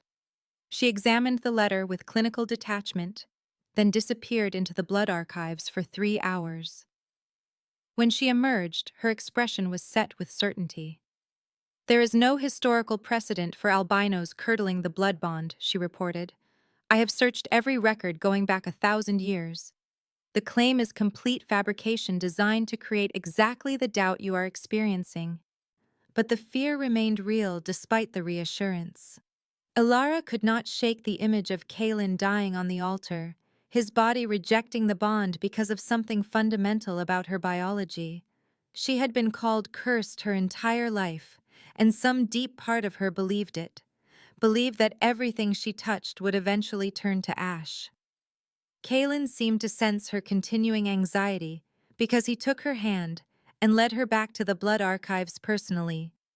He guided her to a specific case near the back, one containing records so old the parchment had gone brown and brittle.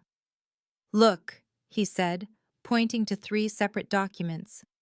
"This is Magistrate Valdrin, who bonded with an albino human woman named Esme in 1642. They ruled jointly for 43 years until her natural death. This is Lady Cassandra, who bonded with an albino scholar named Thomas in 1721. Their partnership lasted 61 years and produced significant advances in human-vampire cooperation. And this is Lord Mikhail, who bonded with an albino artisan named Lucia in 1798. She lived to be 94 years old, their bond never wavering." Elara studied the records, tracing faded ink with careful fingers. The evidence was clear. Albinos had successfully bonded with vampires multiple times throughout history. She was not unique, and she was not poison. "You are not a curse," Caelan said quietly. "You are the cure to centuries of isolation, proof that our peoples can truly merge. That letter is propaganda from those who fear change. Do not give them power over you." She nodded, but sleep did not come easily that night. The final rehearsal took place the next afternoon in the inner sanctum where the actual ceremony would be held. The space was circular and intimate, walls of polished obsidian that reflected candlelight in dancing patterns. Seraphine walked them through every step, correcting positioning and timing with exacting precision. The ritual wine sat in its ceremonial chalice on the central altar, deep red liquid that would be blessed before the blood exchange. Rowan was performing his usual security check when he noticed something wrong. The wine smelled off, a faint bitter undertone beneath the expected sweetness. He called for a testing kit immediately and ran the analysis while everyone watched in tense silence. The results came back within minutes. Nightshade extract, concentrated enough to kill a vampire within hours. Someone had replaced the ritual wine with poison. The guards swept through the palace with ruthless efficiency, interrogating servants and checking credentials. They found the infiltrator within an hour, a human servant named Peter who had worked in the kitchens for 6 months. Under interrogation, he broke quickly, confessing that he had been bribed by a human extremist cell operating in the border territories. The plan was elegant in its simplicity. Poison Caelan during the ceremony, let him die in front of witnesses from both territories, then blame vampire infighting and use the chaos to restart the war. Elara was meant to survive as proof that vampires could not be trusted, that even their own king's wedding was sabotaged from within. The extremists believed she was a collaborator, a traitor to her own kind, and her survival would serve their narrative.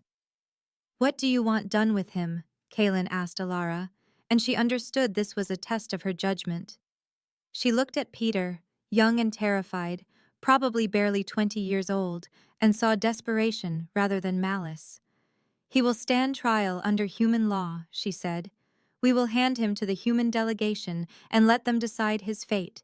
That proves we respect their justice system and shows we have nothing to hide." Security was heightened immediately. The wedding was moved deeper into the fortified inner sanctum, access restricted to verified loyalists only.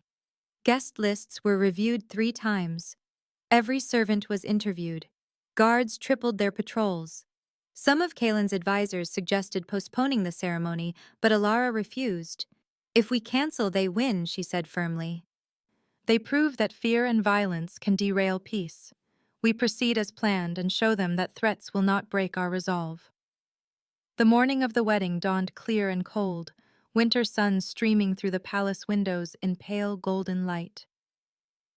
Elara woke alone in the Rose Tower, tradition dictating that bride and groom spend the night before separated. She bathed in water scented with night jasmine and let the servants dress her in the gown she had designed, white silk and black lace that felt like wearing symbolism. Her white hair was left unbound, flowing past her shoulders in waves that caught the light. Helena came to see her before the ceremony, bringing a ribbon that had belonged to Elara's mother. "Something old," the woman said, tying it around Elara's wrist. "Your mother wore this on her wedding day. Now you wear it on yours. She would want you to have it." Elara traced the faded blue fabric and felt tears threaten. "Thank you," she whispered, "for remembering her, for remembering me." The inner sanctum was lit by 1,000 candles when she entered, their flames creating a constellation of light against the black walls. 200 witnesses filled the space, vampire council members in their formal robes and human delegates in their finest clothing. Palace staff lined the walls, everyone who had worked to make this moment possible. The air smelled of candle wax in anticipation. Caelan waited at the center in formal black, with the silver crown of his office, and when he saw her, his expression shifted into something profound. Elara walked toward him without hesitation, each step feeling like a choice she was making consciously. This was not being dragged onto an auction block. This was walking toward a future she had negotiated and designed. They stood facing each other before the altar, and Seraphine began the ritual words, ancient phrases in a language older than either of their peoples. Then came the vows they had written themselves. Caelan spoke first, his voice quiet, but carrying clearly through the sanctum. "I promise partnership without possession," he said, "protection without domination, a future built on mutual respect rather than ancient hierarchies. I promise to listen when you speak, to value your judgment even when it challenges mine, to build peace not through force but through patient work. I cannot promise easy happiness, but I promise you will never face difficulty alone." Elara's voice was steadier than she expected when she responded. "I promise courage without recklessness," she said, "mercy without weakness, a future where being different is strength rather than curse. I promise to stand beside you in governance, to speak truth even when it is uncomfortable, to prove that humans and vampires can build something better than endless war. I cannot promise perfection, but I promise I will try every day to be worthy of this choice we are making." The witnesses were silent, the weight of the moment pressing on all of them. Then came the bite. Caelan stepped closer and cupped her face with cool hands, his crimson eyes searching hers one final time for certainty. She nodded and tilted her head, exposing the vulnerable curve of her throat. He bit deep, fangs sinking into the major artery, and pain blazed white and terrible. Elara gasped, but did not scream, her hands gripping his shoulders as venom flooded her bloodstream. It was cold, so cold, racing through her veins like liquid ice. Then came the silver shimmer, that familiar glow spreading from the bite mark, and beneath it, something else. Connection. She felt the bond forming in real time, a tether snapping into place between her heart and his. She could sense his presence like a second heartbeat, could feel his emotions bleeding into hers. Relief and hope, and something deeper, something that felt like love, though neither had named it yet. The crowd held its breath and watched as the silver light grew brighter, Alara's skin glowing with absorbed venom. She did not fall, did not die. Instead, she felt warmth spreading through her chest, the bond taking root. Caelan released her throat and the bite mark began healing immediately. Skin knitting together as her unique biology processed the venom. Blood still trickled down her neck and Seraphine caught it in the ceremonial chalice, mixing it with 3 drops of Caelan's blood drawn from a ritual cut on his palm. The advisor blessed the mixture with words of binding and handed the chalice to Elara. She drank. The taste was metal and winter, copper and ice combined. Her vision blurred and then cleared with supernatural sharpness, colors becoming more vivid and sounds more distinct. She could hear heartbeats throughout the chamber, could smell the fear and hope mixing in the air. Most profoundly, she could feel Caelan's heartbeat as if it were her own, a steady rhythm that matched and merged with hers. The bond activated fully, and visible silver light erupted between them, 2 auras connecting and merging. The light was bright enough to illuminate the entire sanctum, casting dancing shadows on the obsidian walls.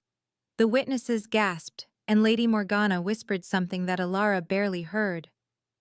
"I have never seen it so strong," the elder vampire said. "Never in 4 centuries." Seraphine raised her hands, and her voice rang with formal authority. "By the power of ancient law and witnessed bond, I declare you united, King and Queen of the Northern Territories, partners in governance and life. May your union bring the peace we all seek." The human delegates applauded cautiously, uncertain what they had just witnessed. The Vampire Council bowed in unison, a gesture of respect that acknowledged Elara's new status. Caelan took her hand and she felt the bond pulse between them, warm and permanent. They were walking toward the sanctum exit when the explosion came. The sound was massive, a concussion that rattled the palace foundations and sent candles toppling. Screams erupted from the outer courtyard, and the smell of smoke filtered through the corridors. Guards burst in shouting about attack and fire, about human extremists launching a suicide assault. Elara and Caelan ran together toward the chaos, the bond between them thrumming with shared urgency. The outer courtyard was engulfed in flames, carriages burning and delegates scattered in panic. 3 vampire dignitaries lay injured, their formal robes scorched and faces twisted in pain. 5 masked figures stood at the center of the destruction, human by their scent, each holding crude explosive devices that smoked and sparked.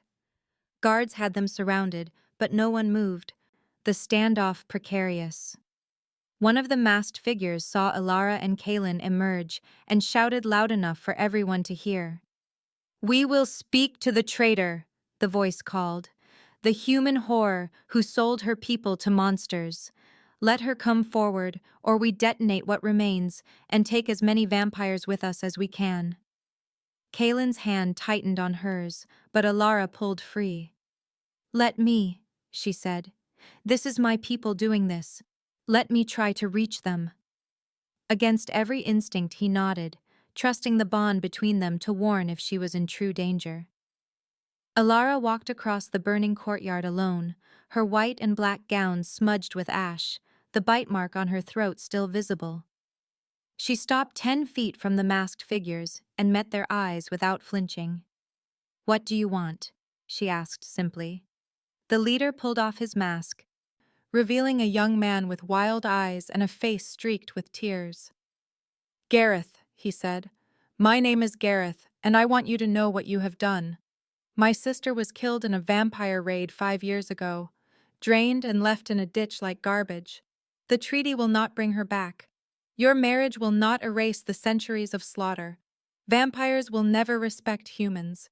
This peace is a lie, and you are helping them sell it. We are willing to die to expose the truth." Elara felt the bond pulse with Caelan's concern, but she stayed focused on Gareth. "I was sold like livestock by my own father," she said quietly, "dragged onto an auction block in chains because I was different. I could have let this world burn. I could have chosen bitterness and vengeance. But I chose to believe we can be better." She reached up and pulled her veil away, exposing the bite mark clearly. "See this?" she said. "This is the bond that connects me to the Vampire King. It is real. It is permanent. And it means that if you kill tonight, you prove the worst people on both sides right. You prove that humans and vampires cannot coexist. You give ammunition to every radical who wants war. But if you lower your weapons and help me prove them wrong, you honor your sister's memory better than any explosion ever could." Gareth stared at her, his weapon trembling in his hands. "How do I forgive what was done to her?" he asked, and his voice broke. "How do I let that go?" "You do not," Elara said gently. "Not today. Maybe not ever. But you can choose not to create another grieving sibling. You can choose to be part of building a future where fewer sisters die in ditches. Start there." For 30 seconds, nothing moved. Then Gareth lowered his weapon and dropped to his knees. 3 of the other masked figures did the same, removing their masks and revealing young faces marked by grief and fury. The 5th hesitated, then screamed something incoherent and detonated his remaining bomb. The explosion was contained, killing only himself, his body obliterated in fire and force. Guards rushed forward to secure the surrendered attackers, while healers tended to the injured delegates. Elara stood in the center of the devastation, her gown smoking at the hem, and felt Caelan appear at her side. Together they faced the crowd of witnesses, human and vampire alike. Elara's voice rang clear despite her exhaustion. "We have married not just each other but our people's futures," she said. "The bond holds if we hold it together. There will be more attacks, more resistance, more people like Gareth who have lost loved ones and cannot see past their pain. But we will face each challenge with the same commitment. We will investigate past atrocities on both sides through a Truth and Reconciliation Commission. We will document what was done and by whom. We will provide justice where possible, and acknowledgement where justice is impossible. We will prove that peace is not forgetting the past, but choosing a different future despite it." The speech was broadcast through enchanted mirrors to town squares across both territories, her image appearing in 100 locations simultaneously. Millions watched a human queen stand bloodied and exhausted beside her vampire king, promising not easy peace but hard work towards something better. The response was mixed, but the moderates on both sides found hope in her words. Caelan added his own voice, deeper and carrying centuries of authority. "My queen speaks truth," he said. "This bond we have formed is both personal and political. It proves that merger is possible. We invite any who doubt to come to Nighthaven to see for yourselves what we are building. The door remains open to those who choose partnership over domination." The crowd dispersed slowly, and Elara felt the adrenaline drain from her body, leaving only exhaustion. Caelan caught her as her knees buckled and carried her back inside, while the bond between them hummed with shared relief. They had survived the ceremony. They had survived the attack. Now came the harder work of making the promises real. 3 months passed like water through fingers, time measured not in days, but in small victories accumulated until they formed something substantial. The treaty was holding despite predictions of its collapse, border skirmishes decreasing by 60% as both human and vampire patrols learned to coordinate rather than confront. The Truth and Reconciliation Commission had begun its hearings in a neutral location on the border, vampires and humans sitting together to document centuries of atrocities committed by both sides. The sessions were painful and necessary, victims speaking their trauma aloud, while those responsible faced accountability they had long evaded. Elara attended when she could, listening to stories that broke her heart and reminded her why this work mattered. She and Caelan had settled into a rhythm of joint governance that surprised even their supporters with its effectiveness. She handled human relations and social reforms, traveling to border towns to meet with mayors and councils, negotiating trade agreements and cultural exchanges. He managed vampire politics and military restraint, walking the delicate line between maintaining security and avoiding provocation. They met each evening in Caelan's study to share intelligence and coordinate strategy, their bond allowing them to sense each other's moods even before words were spoken. The personal dimension of their marriage had deepened in ways Elara had not anticipated. They had consummated the union a week after the ceremony in the privacy of their shared chambers, an experience that was tender and careful and profoundly intimate. Caelan had been patient beyond measure, letting her set the pace, focused entirely on her comfort and trust. The bond between them had flared during the act, silver light filling the room as their emotions merged completely. Afterward, they had lain tangled together while he traced patterns on her skin, and she felt more completely seen than ever in her life. She had learned to sense when he was troubled, even when he tried to hide it, feeling the tension through the bond like a taut wire. He had learned to read her silences, understanding when she needed space to process and when she needed his presence. They were becoming something more than political partners, more than reluctant allies bound by necessity. They were becoming a unit. Challenges arose constantly, testing the fragile peace they had built.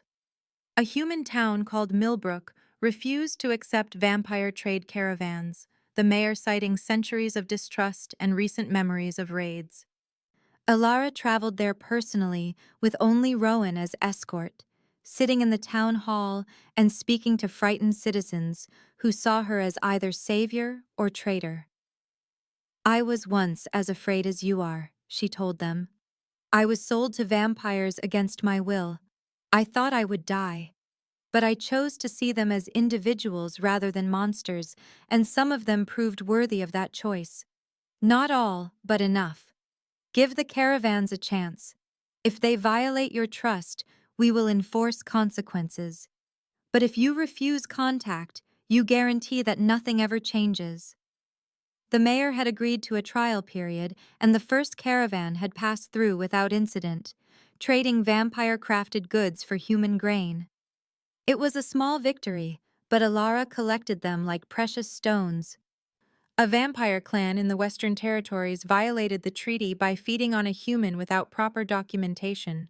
The act consensual but lacking the required witnesses and medical oversight that new laws demanded. Caelan enforced penalties personally, stripping the clan leader of land rights and imposing fines that made clear the law applied equally to vampires. Some of the more traditional council members had grumbled about weakness, but the moderates supported him, understanding that credibility required consistency. Kieran had observed it all with his characteristic mix of cynicism and growing belief. He found Elara in the library one afternoon while she was reviewing petitions from human villages requesting vampire assistance with infrastructure projects. "You two are disgustingly effective together," he said, sprawling in a chair with dramatic flair. "I am almost starting to believe in this peace nonsense." "Give it time," Elara said without looking up. "We will convert you fully." The younger vampire laughed, but there was genuine warmth in it. "My brother is different since you came," he said more seriously. "Lighter somehow, less crushed by duty. Whatever you are doing, keep doing it." Elara had transformed in those 3 months, from the frightened girl dragged onto an auction block to someone she barely recognized. She was confident now, moving through vampire court with ease, negotiating with human diplomats without hesitation.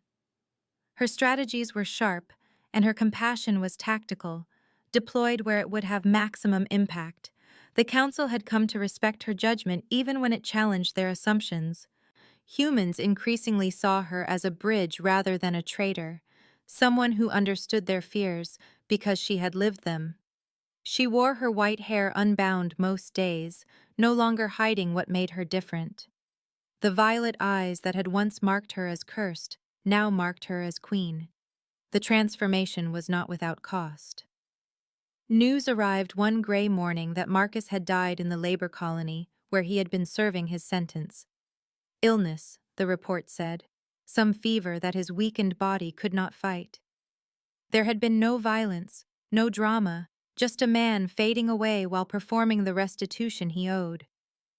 Elara received the news in her study and felt nothing at first, the information sliding past emotion into simple fact. Then came a complex tangle of grief for what might have been, relief that the question of him was finally resolved, and residual anger at what he had done. She organized a small memorial service in the palace chapel, inviting only those who had known him during his labor service. A handful of vampires came, guards and supervisors who reported that Marcus had worked hard and complained little, that he had seemed to understand his crimes and accept their weight. Elara stood before a simple candle and spoke words she had prepared. "I hope you found peace," she said quietly, "even if you never gave it to me. I hope in your final months you understood why I saved you and what I was trying to build. I forgive you not because you earned it, but because carrying anger was poisoning me. Rest now." She did not cry, but she lit the candle and watched it burn while Helena stood beside her in silent support. Afterward, she returned to work because grief was a luxury she could not afford when so many depended on her strength. Evening found Elara and Caelan on the palace roof, their private retreat away from court politics and endless demands. It had become their ritual, this quiet hour at sunset where the world felt smaller and more manageable. Elara sat with a book of human poetry open in her lap, reading verses about love and loss, while Caelan reviewed treaty amendments beside her. They did not speak much, simply existed in comfortable silence, with the bond humming contentedly between them. The sun was setting over the Shadowvale forest when the messenger arrived, a young vampire guard who climbed the stairs with obvious reluctance. He bowed deeply and handed Caelan a sealed letter marked with unfamiliar insignia. "My king," the guard said. "Urgent news from the Southern Territories." Caelan broke the seal and read in silence, his expression darkening with each line. When he finished, he handed the letter to Elara without comment. She scanned the contents and felt ice spread through her stomach. A radical vampire faction deep in the Southern Territories had declared independence and rejected the treaty outright. They were led by someone calling herself the Scarlet Empress, a vampire of unknown age and considerable power. Her manifesto was brief and brutal. The peace accords were weakness, humans were prey, and she would prove it by resuming raids on human villages. 3 settlements had already been attacked, their populations drained and left as warnings. "This is the real test," Caelan said quietly, staring out over the darkening landscape. "If we cannot stop this without triggering a larger war, then everything we have built collapses. The moderates will lose faith, and the radicals will seize power. We have weeks at most before the human government demands military response." Elara closed the poetry book and set it aside, her mind already calculating strategies and consequences. "Then we go together," she said firmly. "We have proven unity works here in Nighthaven. We will prove it everywhere. We take a combined force, human and vampire soldiers working in coordination. We demonstrate that the treaty has teeth and that violations will be met with overwhelming joint response. We show the Scarlet Empress that her vision of the past is already obsolete." Caelan looked at her, and something in his expression shifted, pride mixing with concern. "You would go into battle," he said. "You would risk yourself when you could stay safe here." "I was sold for being different," Elara replied. "Now I fight for everyone who has ever been cast aside. That includes the humans in those southern villages who are dying because someone rejects the future we are building. I will not hide while others pay the price for my choices." The bond flared between them, silver light visible even in the fading sunset. Caelan took her hand and raised it to his lips, kissing her knuckles with reverent care. "Then we prepare," he said. "We mobilize forces, coordinate with human military command, and march south within the week. We end this threat together and prove that the new order is stronger than the old." They stood together at the edge of the roof parapet, looking out over the kingdom they were reshaping through will and partnership.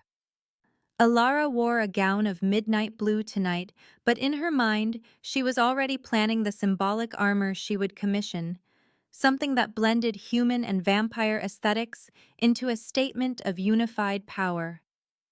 She would stand on the battlefield not in chains but crowned, not as property but as sovereign. Caelan stood beside her in black and silver, his white hair catching the last light, and together they were silhouetted against the rising moon. Two figures who should have been enemies, who should have destroyed each other, instead bound by magic and choice into something unprecedented. The camera of history would pull back from this moment, see them small against the vastness of the palace and the forest and the mountains beyond. Two people facing an uncertain future with joined hands and unshaken resolve. "I was sold for being different," Elara thought, as stars began appearing overhead.